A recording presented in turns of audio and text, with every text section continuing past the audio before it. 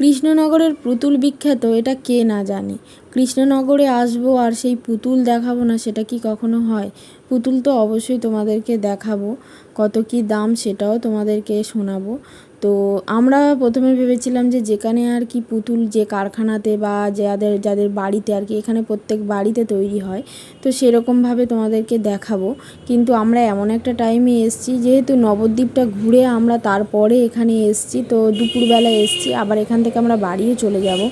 তো বাড়িতে গিয়ে গিয়ে দেখানোটা অনেকটা দেরি হবে, আর আমরাও বেরোতে পারবো না ঠিকঠাক টাইমে, আমাদের ট্রেনের টাইমে।